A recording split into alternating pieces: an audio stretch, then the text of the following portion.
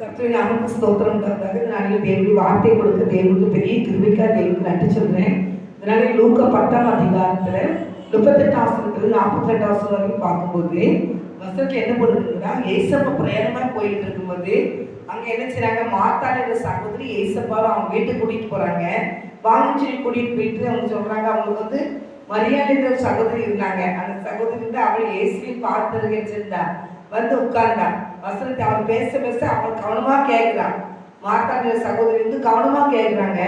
மரியாதை வந்து மார்த்தாள் தான் இசப்பா வீட்டுக்கு கூப்பிட்டு வந்தாங்க. ஆனா அவன் ஆண்டவர் சமுத்திரம் வந்து காத்துல இருக்கிறது யாருன்னா மரியாதை தான் உட்கார்ந்துருக்குறாங்க. மார்த்தாள் வந்து அவங்களுக்கு சமையல் வேலை செய்யணும்னு சொல்லி சமையல் செய்கிறாங்க.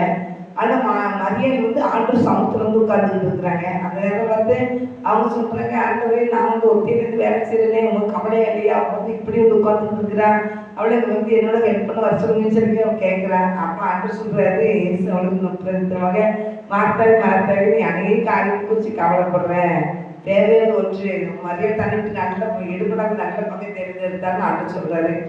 கர்த்தரின் பிள்ளைகளாக நல்ல பங்கு முதல்ல முக்கியம்னா கவலை வேலை வேலை வேலை வேலைன்னு செஞ்சுக்கிட்டே இருப்பாங்க. ஆனால் அவங்களுக்கு ஜெபம் பண்ணுறதுக்கு நேரமே இருக்காது. நிறைய பேர் பார்த்தோம்னா சகோதரியும் சரிதான் வேலை இருந்து எங்கேனாலும் போயிட்டு வந்துடுவாங்க. ஆனால் தேவ சமூகத்தில் உட்கார நிறைய பேருக்கு நேரம் கிடைக்காது. அதே மாதிரி பெண்களும் தான் வேலை செஞ்சுக்கிட்டே இருப்பாங்க. ஏசப்பா சமுத்திரம் உட்கார்ந்து அவங்களுக்கு நேரமே இருக்காது. அவங்க இருந்துச்சுனால எதிர்த்து கவலைப்பட்டுக்கிட்டே இருப்பாங்க. சின்ன பிரச்சனையை கூட தாங்க மாட்டாங்க, கவலைப்பட்டுக்கிட்டே இருப்பாங்க. ஏன் இப்படி அப்படி இப்படின்னு சொல்லி அதான் ஆண்டு சொல்றது, ஏன் இப்படி போட்டு கவலைப்பட்டுட்டு இருக்கிறேன், நான் தான் வீட்டுக்குள்ள இருக்கேன்ல, நீ என்ன எவ்வளவு அவளுக்கு தெரியுது. ஆண்டு வந்து நிறைய காரியங்கள் வந்து அற்புதம் செய்கிறவர். ஏசப்பா வந்து ஒரு வீட்டுக்கு வந்தாருன்னா அந்த இடத்துல அற்புதம் நடக்கும், அற்புதம் நடக்கும். கண்டிப்பா ஒரு வீட்டுக்கு இருந்தாருன்னா அந்த என்ன சொல்றேன், ஒரு அற்புதம் நடக்கும் கண்டிப்பா. ஏசப்பா இருக்கிற வீட்டுல சந்தோஷம் தான், ஏசப்பா இருக்கிற வீட்டுல சமாதானம் தான், ஏசப்பா இருக்கிற வீட்டுல ஆசீர்வாதம் தான். அது ஏசப்பா தான் வீட்டுல இருந்து அவங்க ஏசப்பா கீழ்படியணும், அந்த வார்த்தையை கேட்டு அதன்படி நடக்கணும். அப்போ அங்கே அவங்களுக்கு பெரிய ஒரு ஆசீர்வாதம். அவங்க வீட்டுக்குள்ள ஏற்றுக்கணும் மாத்திரம் இல்லை, அவங்க பாடத்தில் காத்திருக்கணும். அதுதான் இன்னைக்கு நிறைய கிடையாது. அதனால வசனம் தெரியுது, துன்மார்க்கத்தை அவசியம் நடக்காத, பாவியின் வகையில் இல்லாத, பரியாசத்தில் உட்கார எடுத்துட்டு உட்காராங்க நினைக்குது. அடுத்தவங்களுக்கு ப்ரொஃபஸர் அடுத்தவங்களுக்கு போய் உட்கார்றதுக்கு நேரம் கிடைக்கும். ஆனால் தேவனுடைய வார்த்தையை வச்சு மாட்டாங்க, வாசிக்க மாட்டாங்க, ஜெபிக்க மாட்டாங்க. ஆனால் டிவிக்கு முன்னால் உட்காரக்கு அவங்களுக்கு நேரம் கிடைக்கும். வேதத்தை வாசிக்க மாட்டாங்க, ஜெபிக்க மாட்டாங்க. செல்லில் உட்காந்துட்டு செல்லில் எடுத்து மணிக்கணக்கு உட்காந்துருப்பாங்க. ஆனால் பைபிள் எடுத்து படிக்கணும்னா முடியாத காரியம். அவங்க இன்னைக்கு வந்து செல்லே பார்க்கக்கூடாது அவங்க நினைச்சாலும் கூட அவங்களால முடியாது. அவங்க வந்து பைபிள் எடுத்து பைபிள் எத்தனை அதிகாரம் படிக்கணும்னு நினைச்சாங்க, பைபிள் படிக்கும்போது எடுத்தாங்க உடனே செல்லுக்கு போயிடுவாங்க. அதாவது இன்னைக்கு வந்து செல் வந்து ஒரு பிசாசு மாதிரி. செல் வந்து நன்மைக்கும் நம்மளுக்கு நன்மை செய்யறதுக்கு இருக்குது. ஆனால் அதுக்கு 100க்கு 100 என்னன்னு அது பிசாசு பிள்ளைக்கு மக்கள் தூங்குற கட்டளை பிள்ளைகள், ஆண்டு பயப்படுற பிள்ளைகள் அங்கே என்ன செஞ்சுருந்தாங்க, நாங்கள் எந்திரிச்சிருவாங்க. தேவனுக்காக பைபிள் படிக்கணும், ஜெபிக்கணும்னு சொல்லி அதை தூரம் போட்டு உட்காந்து எந்திரிச்சிருவாங்க. ஆனால் இன்னைக்கு உலகத்தில் அறியாத பிள்ளைகள் இன்னைக்கு செல்போனுக்கு அடிமைப்பட்டு கிடக்குறாங்க. அதான் கட்டளை பிள்ளைங்க ஏசப்பா பிள்ளைங்களாக இருந்தாங்க கூட இன்னைக்கு உலகத்துல தான் இருக்கிறாங்க. இன்னைக்கு ஏசப்பாக்கள் நெருங்கி அவங்க வர முடியல. கிறிஸ்தவர்களுக்கே நிறைய பேருக்கு ஏசப்பை பற்றி தெரிய மாட்டேங்க. அதனால் நீங்கள் தேவனுடைய சமூகத்தை தேடணும். தேடும் போது வேத வசனத்தை வாசிக்கும் போது தான் ஏசப்பா உங்களுக்கு நினைச்சிருக்க அந்த ஞானத்தையும் அந்த அறிவையும் கொடுக்க முடியும். ஏசப்பா யாருங்கிறத உங்களுக்கு வெளிப்படுத்துவார். அதனால் இவங்க வந்து என்ன செஞ்சுட்டு இருந்தாங்கன்னா, ஏசப்பா வீட்டுக்குள்ளே இருக்காங்க. ஆனால் அவங்களுக்கு என்ன செஞ்சுருக்காங்க, வீட்டுக்குள்ளே இருக்கிறவங்களுக்கு கவலை இருக்குது. 2 குரூப் இருக்குது. ஒருத்தங்களுக்கு கவலை இருக்குது, ஒருத்தங்களுக்கு பாதத்தில் அக்காமல் ஒரு வாஞ்சை இருக்குது. அதனால் இன்னைக்கு வீட்டுக்குள்ளே எல்லா வீடுகளையும் பார்க்கும்போது ஒரு சிலர் தான் பயன்படுத்தி ஜோடிப்பாங்க வீட்டுக்குள்ளேயே. ஒரு சிலர் நினைச்சாங்க அவங்க கண்டுக்கவே மாட்டாங்க, அமைதியாக போயிட்டே இருப்பாங்க, பயன்படுத்தி படிக்க மாட்டாங்க, ஜெபிக்க மாட்டாங்க. அதனால் ஏசப்பா பிள்ளைங்க பயன்படுத்தி படிக்கணும், ஜெபிக்கணும், அதான் முக்கியம். எல்லா பிள்ளைங்களுக்கும் அதான் ஒரு பெரிய ஆசீர்வாதம். அந்த பயன்படுத்தி ஜெபிக்கிற பிள்ளைங்களுக்காக அவங்க ஆசீர்வாதமாக தான் இருப்பாங்க, அவங்க குறைய இருக்க மாட்டாங்க. அதனால் கட்டுரை பிள்ளைகளை நீங்களும் நல்லா இணைச்சணும், ஜெபிக்கணும், வேதத்தை நல்லா வாசிக்கணும். வேதத்தை வாசிக்கிறவங்க தான் ஆசீர்வதிக்கப்படுவாங்க. கிறிஸ்தவ வாழ்க்கை இன்னைக்கு உலகத்தின் மக்களுக்கு ஆசீர்வாதம் இருக்கு, அவங்களுக்கு ஆசீர்வாதம் இருந்தாலும் அது அவங்களுக்கு நிலையானது இல்லை. எப்போ இருக்கும் எப்போ போகணும் அவங்களுக்கே தெரியாது. நம்ம பார்க்கும்போது ஒருத்தர் பிள்ளை அவங்க ஒருத்தருக்கு வந்து மகளுக்கு கல்யாணம் முடிச்சு இந்த ஆசிரியர் காலனி தான், இந்த தூத்துக்குடியில் ஆசிரியர் காலனி தான் கூட இருந்துச்சு. ஆண்டு அறியாத குடும்பம் ஜாம் முடிச்சாங்க. மதுரையில் போய் மகளையும் மருமகனையும் விட்டுட்டு வர வழியில் அவங்க குடும்பம் முழுவதுமே ஒரு கிணத்துக்குள்ள ஊற்றி என்ன செஞ்சுட்டாங்க, அன்னைக்கே அப்படியே மறைச்சிட்டாங்க. குடும்பம் அவ்வளவு இந்த கிணத்துல விழுந்தாரு. தரமாட்டமாக இருந்த இடத்துல பாதையிலுக்கு மாற பாதையில. அப்போ அது எந்த இடம் தெரியல. அப்படின்னு பார்த்தோம், டிவிலையும் போட்டாங்க, பேப்பர்லையும் போட்டாங்க. அவங்க வந்து எவ்வளோ ஆசீர்வாதம் இருந்தாலும் கடைசி அந்த ஆசீர்வாதம் அப்படியே போயிடுச்சு. நான் தேவனுடைய பிள்ளைகளை எனக்கு ஒவ்வொரு பிள்ளைகளுக்கும் ஆசீர்வாதம் தங்க வேண்டும் அப்படின்னா தேவனுடைய பாதத்தில் உட்கார்ந்து ஆண்டத்தை ஜெபம் பண்ணும்போது அந்த ஆசீர்வாதம் வீணாக போகாது, கர்த்தர் பாதுகாத்து வருவார்.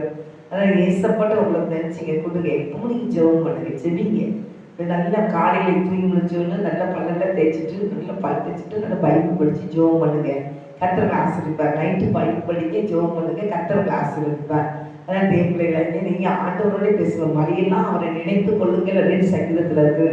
நம்ம வழியெல்லாம் அவரை நினைச்சு கொள்ளணும். ஆனால் போகும்போது வரும்போது ஏசப்பாவை நினைக்கிறோமே தவிர ஏசப்பாவை நினைக்காம நம்ம போயிருந்தோம்னா நமக்கு அந்த ஆசீர்வாதம் வராது. பார்த்துக்கோங்க. இன்னைக்கு உலகத்து பொல்லாத உலகத்தில் உட்காந்துட்டு இருக்கிறோம். ஆண்டவரை இன்னைக்கு எத்தனையோ பிரச்சனைகள் மக்களை நினைச்சுட்டு மோதி அடிச்சுக்கிட்டு இருக்குது. அதனால பிரச்சனைகள் நீங்கள் வந்து அது ஒவ்வொரு நாடு கடந்து போகிறப்போ பயங்கரமான காரியங்களை காணப்படுது. அதனால் தேவனுடைய பிள்ளைகளை நீங்கள் ஒவ்வொரு நேரமும் ஆண்டவருக்கு பிரியமான மாத்திரம் நீங்கள் செய்யுங்க. அப்படி பிரியும் வந்து ஒரு வழியெல்லாம் அவரை காத்து கொள்வார். வழியெல்லாம் அவரை நினைத்து கொள்ளுங்க. அவர் உங்களை என்ன செய்வார்? ஆசீர்வதிக்கிற தேவனா இருக்கிற அன்பு சகோதர சகோதரிகளே, தேவ பிள்ளைகளா நீங்க இருந்து அவருக்கு பிரியமா இப்படி இருக்கணும் அப்படின்னு நீங்க நினைச்சீங்கன்னா கண்டிப்பா அந்த மார்த்தாள் மரியாள் குடும்பத்துல தேவனாய் கர்த்தர் மரியாதை கர்த்தர் ஆசீர்வதித்தது நம்ம பார்க்கிறோம். மரியாதை பத்தி இன்னைக்கும் அன்னைக்கு பேசுறாங்க. அன்னைக்கு அவங்க கவலைப்பட்டு இருந்த அநேக காரியங்களை குறித்து அவங்க என்ன செஞ்சிருந்தாங்க? கவலைப்பட்டாங்க. மார்த்தாள் மரியாள் மார்த்தாள் ரொம்ப கவலைப்பட்டாங்கன்னு சொல்லி போட்டுருக்குது. ஆனால் ஏசப்பா வீட்டுக்குள்ள ஏற்றுக்கொண்டது மார்த்தாள் தான். ஆனால் தேவனுடைய பாதத்தை காப்பிடித்து கொண்டது மரியாள் தான்.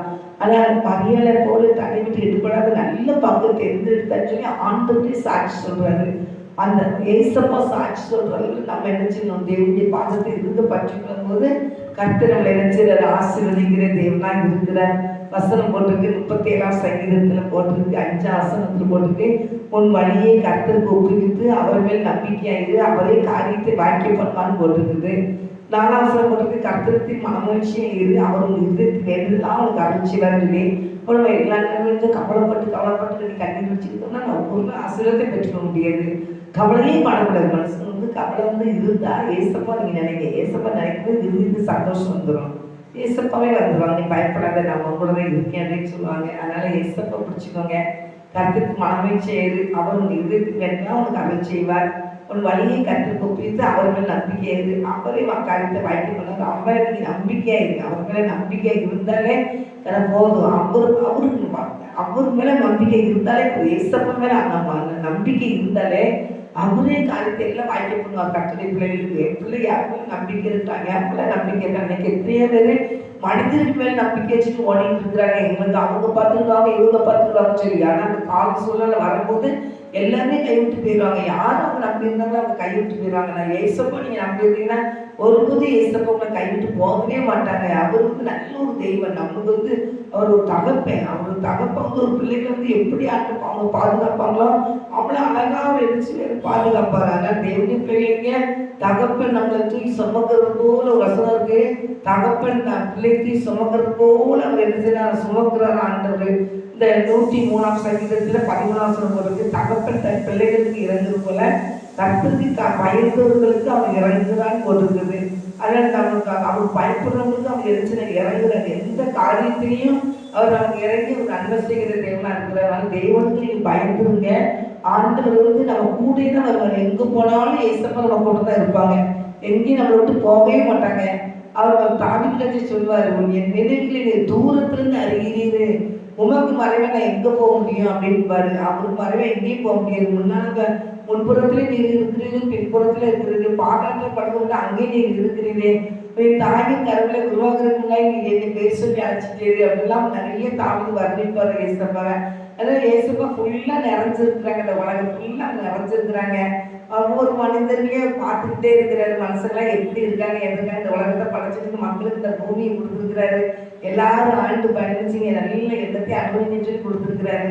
இல்லை மனிதர்கள் நீங்க எப்படி இருக்கிறாங்க அப்படிங்கிறத ஆண்டு பார்த்துக்கிட்டே இருக்கிறாரு. அதனால என்ன சொல்லுங்க? வசனம் என்ன சொல்லுதுன்னா, அநியாயம் செய்யறவன் அநியாயம் செய்யட்டும், நீதி செய்யறவன் நீதி செய்யட்டும், பாவம் செய்யறவன் பாவம் செய்யட்டும், அவன் செய்து கிரீத்தனாக்க அவனுக்கும் கொடுத்த பலன் என்னோட இருக்கிறாரு. நியாயம் தீர்ப்பு நாளில் அன்னைக்கு கொடுப்பாரு.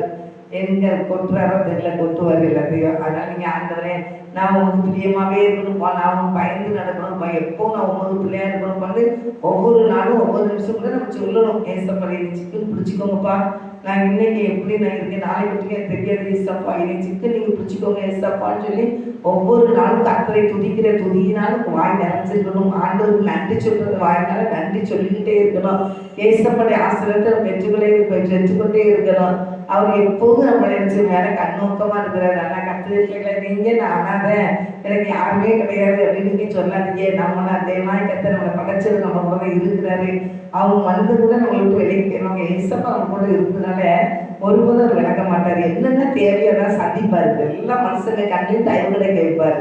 எல்லாருடைய கண்களையும் தயவு, யாரெல்லாம் நம்ம விட்டு ஒதுக்கி போறாங்களோ அவங்களுக்கு கண்களில் நம்ம தயவுகளை பண்ணுவாரு. அதனால நீங்க அவரை மட்டும் பிடிச்சிக்கங்க. அவர் பெரிய சொத்து. ஏசப்பா ஒரு பெரிய சொத்து. அதனால தேவனுடைய பிள்ளைகளை நீங்க அவருக்கு பயந்து இருந்தீங்கன்னா ஞானத்தை அவர் தருவார். வசனம் போடுறது 114 சங்கீதத்துல 10 கர்த்தருக்கு பயப்படுற ஞானத்தின் ஆரம்பம், அவருடைய கற்பனைப்படி செய்கிற யாவருக்கும் நற்புத்தி உண்டு, அவர் புகழ்ச்சி என்றதற்கு நிற்கும் அப்படின்னு போடுது. கர்த்தருக்கு பயப்படுறதுக்கு ஞானத்தின், அவர் கர்த்தருக்கு பயந்தாலே ஞானத்தை அவர் தந்துவாரு. அவருடைய கற்பனைகளின்படி செய்கிற யாவருக்கும் நற்புத்தி உண்டாம். நற்புத்தி, அவர் புகழ்ச்சி என்றன்னைக்கு நிற்குமோ, ஆண்டு புகழ்ச்சி என்றன்னைக்கு நிற்கும். அதனால தேவனுடைய பிள்ளைகளாக அந்த உலகத்துல நம்ம தீர்க்காய்ச்சா இருக்கணும். நான் சின்ன வயசுல கூட செத்துக்கிறேன்னு சொல்றோமே கூடாது. செத்துக்கிறேன் சாஸ்திரிக்காரங்க அவன் கேட்ச் பிடிச்சிருவாங்க வார்த்தை. அவரும் சாகுனி இருக்கக்கூடாது அப்படிதான் சொல்லுவாங்க. சாகணுங்க என்ன யாருக்கும் எந்த பிள்ளைக்கும் வரக்கூடாது.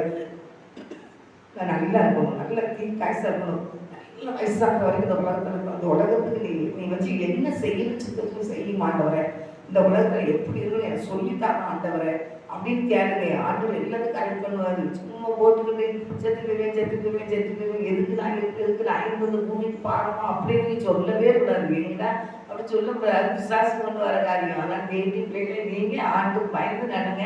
இந்த உலகத்துல நான் நல்லா இருக்கணும் ஏசப்பா, எல்லாத்துக்கும் நல்லா உங்களுக்கு நான் என்ன செய்யணும் அதை செய்யணும் ஏசப்பா அப்படின்னு நீங்க கேட்டுக்கிட்டே இருந்தீங்கன்னா ஆண்டு நம்மளுக்கு ஆயுசனாக்களை கூட்டி கொடுப்பேன். கூட்டி கொடுத்து ஆண்டு பெற்றுக்கொண்டு நம்ம என்ன செய்யலாம், தெய்வத்துக்காக பிரியமான காரியங்களை செய்யலாம். கண்ணீரோடு இருப்பேன், கண்ணீரை தொலைக்கலாம்.